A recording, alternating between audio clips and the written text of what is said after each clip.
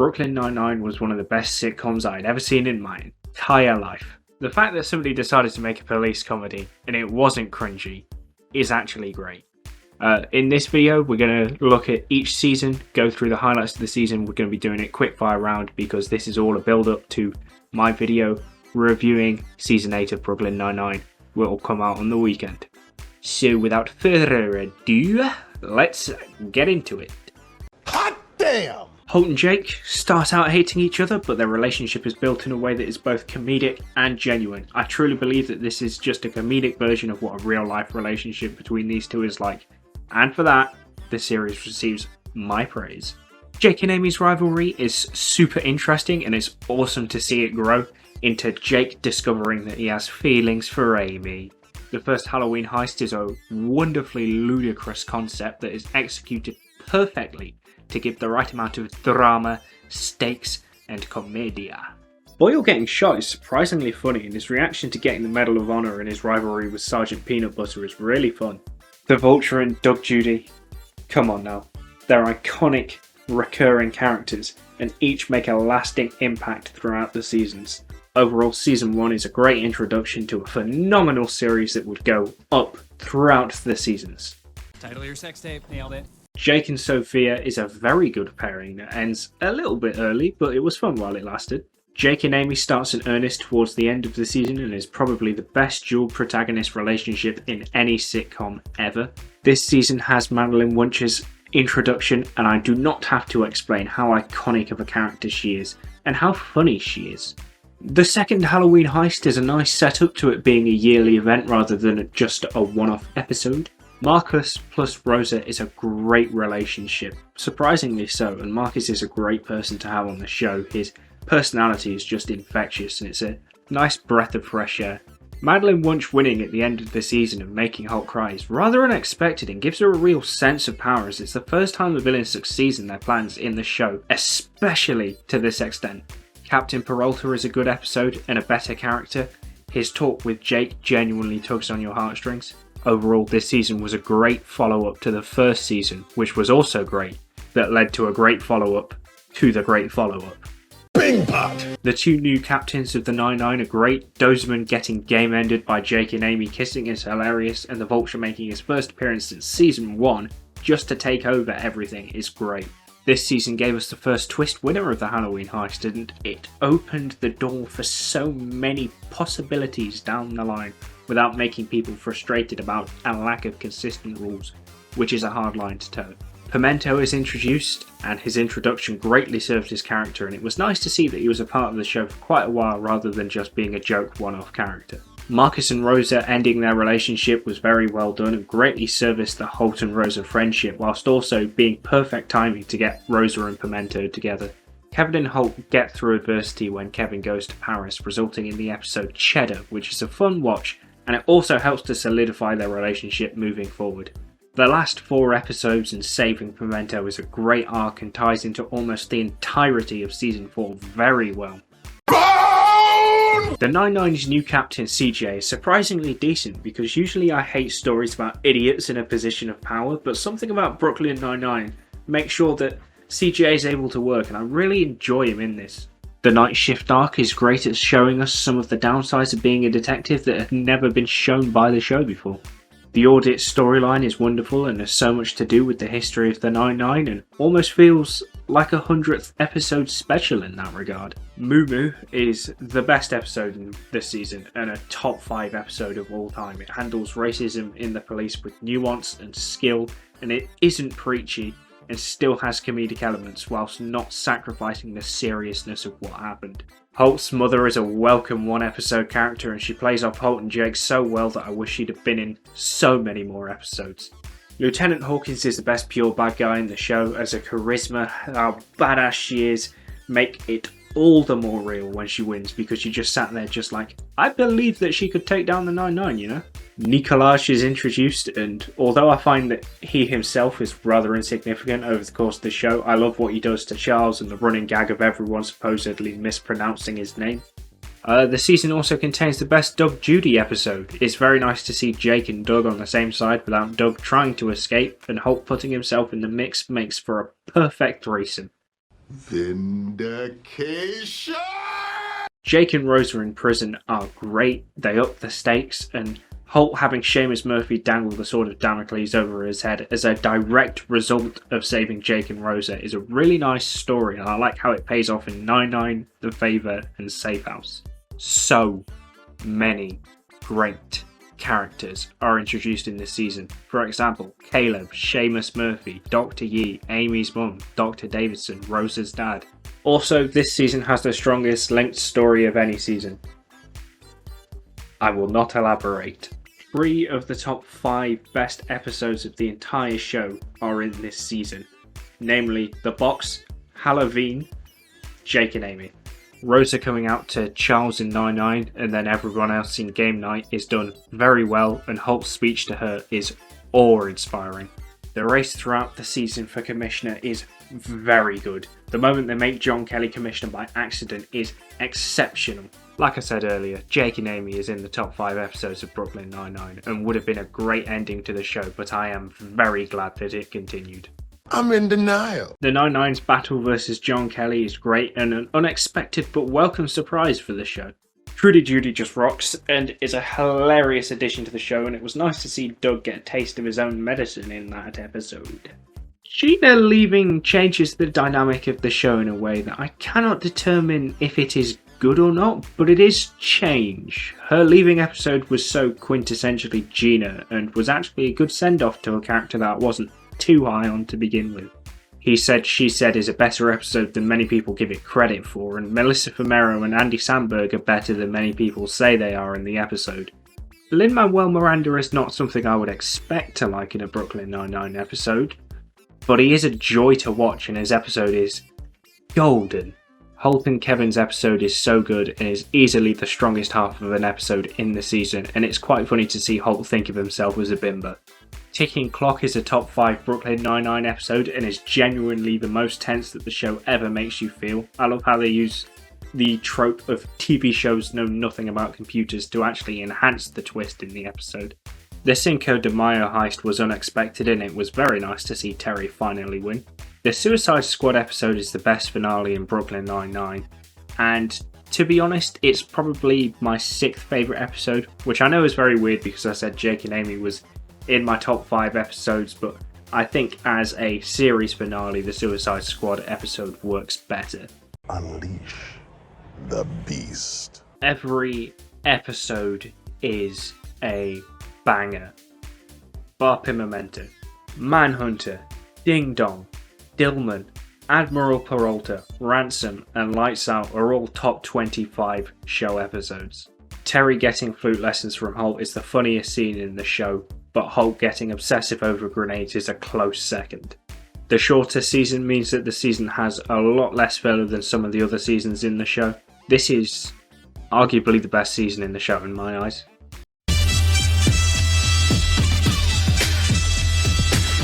With all that being said, what in the hell happened? What is this? What is this happening? Stop! Hey! What's going on here? I already want to kill myself. Pain. This episode is the worst ever Brooklyn Nine-Nine episode and is only saved from total shit by Terry. I find that the funny parts of the episode are with Boyle not listening to a single thing that Terry says, but even this story ends in a rather preachy way, and Terry insisting that the relationship book is Scully's. I much prefer the show when it just shows you the message rather than telling the audience exactly what they should think, even if I do agree with the bloody message. Some episodes have actually suffered in quality because of this, such as He Said, She Said, but they've always been kept afloat by staying parallel with the real world and staying within the tone and the feel of the show. The exceedingly preachy message is that all cops are at least part of the problem and that punishing cops properly would be very hard. The whole episode therefore just comes across as the show apologising for involving cops. I'm going to say this statement, and it might be controversial, but if you think that Brooklyn Nine-Nine is an accurate representation of the police force in America, then you are genuinely in need of medical assistance.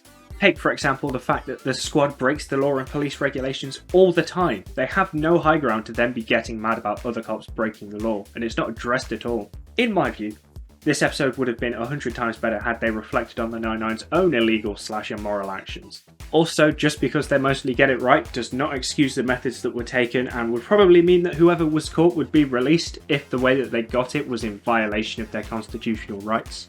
Please enjoy the following montage of the 9-9 breaking the rules. Basically, it's just speed. That's illegal. And Give him a handshake, a pat on the back. I heard your rap caught a serial killer. Hot clues strikes again. Yes, indeedy. Plant the bug. One bag of Primo Blow, as is the Prolonge. You don't have to stick up for that homo. I really wish you had just said that. What, homo? You have 3 hostages. You mean Pam and the 2 Bobs? They're not hostages. Captain Holt and Amy's storyline is really flat. There are some funny moments, but they mostly involve Terry, and everything else in this part just doesn't work for me until we get to their last bit. Their conversation at the end, whilst I am personally infuriated by the subject matter, is very nice between the two of them and shows their relationship quite well, but it does revert Captain Holt and Jake's relationship for some weird reason by implying that Jake doesn't know Holt that well. There are limited moments of this episode that I do like, other than just Terry. I like when Rosa and Drake have a conversation about Rosa leaving the force and telling Jake that both her decision and the case that they were working had nothing to do with him, even if I would have preferred to see Rosa come to the decision of leaving the 9-9 in the actual show. I like O'Sullivan as a bad guy. It's kind of nice for Brooklyn Nine-Nine to have a legal bad guy again, because the only out-and-out legal bad guy I can think of in the show is the Vulture. Even if he is very one-note and on the nose, he's a ton of fun to see on screen as a villain and brings a genuine threat to the series, even if I think that the threat he brings is very heavy-handed. But let's face it, if you haven't seen the season and are just watching this video, you're still thinking about Rosa leaving. Well, I understand a character leaving the force, but Rosa? Son arrest him. Just smack him. Hard. With a phone book on a body part no one can see, you know what I'm saying? So you're suggesting police brutality? I guess so, yeah. Why? But the way the show uses her, they should have just kept her as a part of the 9-9. It is crystal clear that the only reason that Rosa leaves is to make a point about it in the first episode. And once she gives the speech to Jake, that's all the use the show has for her to have left. She still takes part in 9-9 operations, still interacts with exclusively everyone, and still takes orders from Captain Holt throughout a large portion of the series. For all intents and purposes, she's still an officer. The only time that she does any PI work outside of the first episode is trying to get Sullivan to confess and get Holt's tattoo. And even then, that is so closely linked to the 9-9. Overall, there isn't too much to talk about here. It just felt like a useless change for shock value. Speaking of, Why is no one having a good time? I specifically requested it. to be completely fair, this is the storyline that I'm most conflicted about my feelings with this season. Holt has been a police officer since the 70s or the 80s. Why is this sort of thing only affecting him now? Holt has lived through so many police brutality cases, such as the Rodney King incident, that this would have been a question that he'd had with himself before, multiple times. You could argue that in Moo Moo, Holt talks about trying to work his way up into a position to where he could enact change, and that is why he is now so upset when he sees this happen. But that makes less sense to me, because surely he would be upset during the earlier times because there would be absolutely nothing he could do about it. Essentially, I believe that Holt as a character would have been reinvigorated in trying to reach the highest position possible to him, because he would see it as a necessity now, rather than just shut down. The show spent a fair portion of the show showing us the level of strength in the relationship between Captain Holt and Kevin. It was a great relationship that felt earned and genuine. To have that taken away from the audience off screen is such a brain-dead decision that I can literally see no justification for it. It feels like they didn't have enough episodes to do what they wanted with the relationship story, so they started halfway through. Just imagine for a sec, if after Jake and Amy got together in Season 2, the show skipped forward a year in the premiere of Season 3, and they were no longer together, and that would just be pretty dumb, would it not? Also, why did Jake not notice Holt was upset for ages? The show has spent multiple seasons developing the fact that Jake knows Holt so intensely that in Ticking Clock he can tell Holt is having a meltdown when Rosa doesn't think that at all. Jake is able to tell Holt's minuscule tell of contractions in Bad Beat, so why couldn't he tell something was wrong with Holt? Having said all of that though, that ties perfectly in with this next point, asking the question, what in the world happened to Jake Peralta? 2, 3, 4.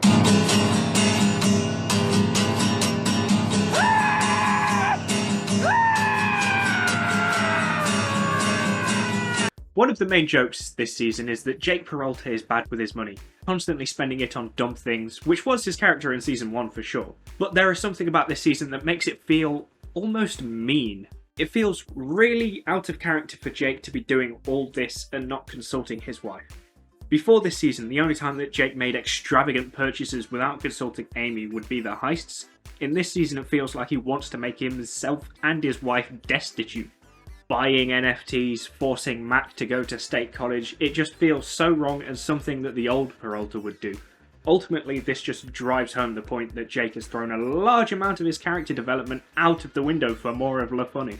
The suspension episode is the biggest example of Jake reverting to how he was in an earlier season. More specifically, this feels like Jake from before Season 5. This is because of 2 Season 5 episodes, namely Kicks and Show Me Going.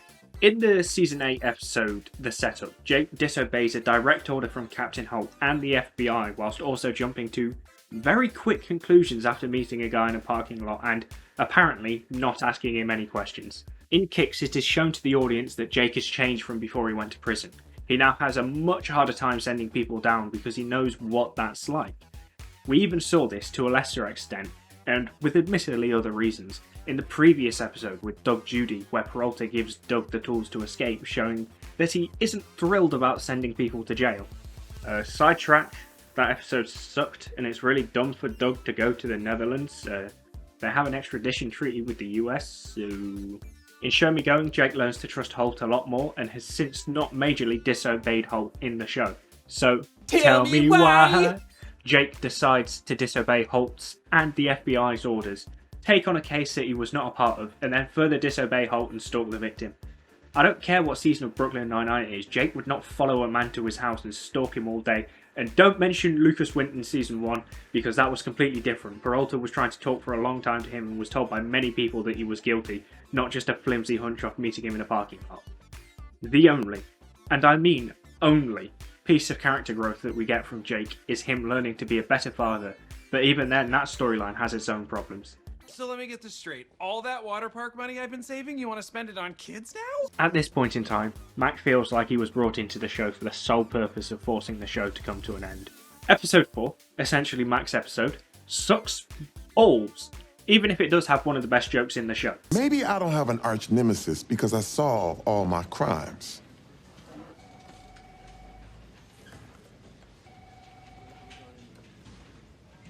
That's a pretty up thing to say to me. And the Holt Rosa stuff is cool too.